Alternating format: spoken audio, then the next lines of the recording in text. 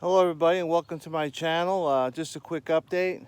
I am out at my new property. We've got some grading done. I put the stakes out where we're going to put our home. I wanted to see if I can show you a little bit about what I've got going on. If you see there's a yellow tape measure on the ground, and then I have another white tape measure on the ground from there. Those are two stakes from what I call the back part of where I'm going to put my home. And what I'm doing is I'm laying out the stakes of where I want my property, and it's a rectangle. And in order to make sure that the rectangle is, fairly square, so that when they come and put the piers in and the footings, that they have a pretty good idea. And what I did is I measured the length and the width, and then I did the diagonal, which is Pythagoras theorem. It's c squared equals a squared plus b squared. And what that does for me is that lets me know that my side walls are perpendicular and that my long walls are parallel. By doing that, it kind of squares everything up so that when they come in, they can just use my stakes. Other things that we've done, we moved our shed out here. So we now have our shed. This shed was on our other property, and we had a choice of either spending thousands of dollars of getting a new one or about $500 to go ahead and move this one. So we chose to move it. So we've got that one, and hopefully we have another one coming. We have a neighbor that just wants to get rid of his and is willing to just give it away, and so we are going to take advantage of that. So we'll have two sheds. Spinning around a little bit, try to go slow. There's my truck in the back, and that's my driveway. As you can see, we are off the road. We are offset that you cannot see this house from the street, and we had planned it that way. You are now looking, if you're looking at this, the camera is facing towards the back of the house. In other words, what you're looking at would be, I consider, my back property, and I've got about an acre cleared so far, and that'll probably be it for a while. But we did a lot of clearing, a lot of getting ready, and we're getting closer now. Hopefully the next couple, 3-4 weeks, we'll have our home on the property, and then we'll have everything tied in. We made arrangements for electricity. We made arrangements for the water. Our septic tank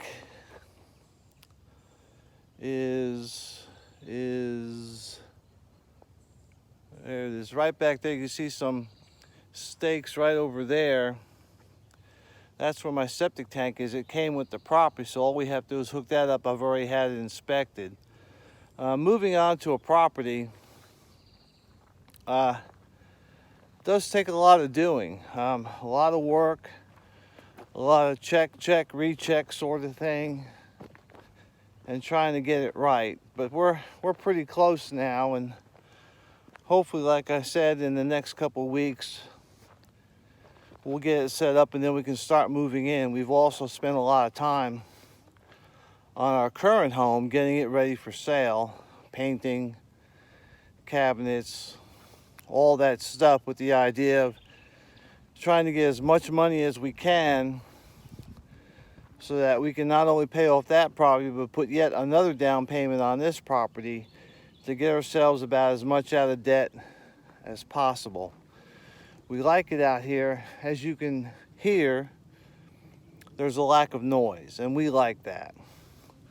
But a lot of people have been talking lately about preparing, about stocking food up, filling your gas tanks up, and that's good. But I want to give you one other thing to consider, and that is get yourselves out of debt. Do your best to get yourselves out of debt. If the market crashes again, who knows how low it'll go. In other words, for those that have retirement savings, 401ks, whatever, You know, a lot of that is tied into the stock market through mutual funds and stocks and so forth. And if that market crashes 40%, it means that your portfolio goes down 40%. And can you survive that? For me, really what I'm doing is I'm putting all my money in this land and in this property and get out of debt, so that hopefully in a couple of years, I can't do it immediately, but hopefully in a couple of years I will be totally debt-free. And then my only requirement is to pay taxes, utility bills, and probably some insurance. But I won't need near as much money as I used to need, which means I can live on less. I can take lower paying jobs and still survive. So as part of your emergency planning, you should be considering getting yourselves out of debt. And I would recommend maybe not going into debt for, you know, further emergency preparedness supplies. Because if you look at a credit card, a lot of people don't know this, but they says low monthly payments. Well, yes, but what they're not telling you is at that low monthly payment, it'll take you 20 to 30 years to pay off your limit. And that's a lot of interest. That's 2, 3, 4 times over the original cost of whatever it is you bought.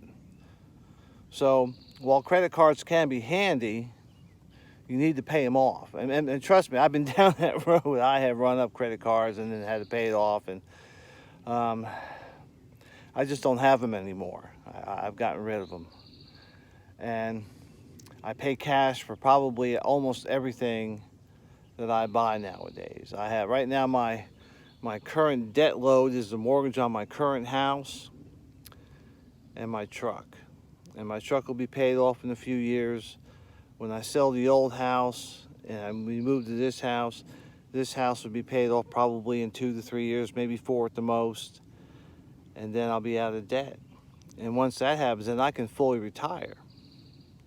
Or if everything goes down the toilet, you know, I don't have to work as hard to make enough money to survive.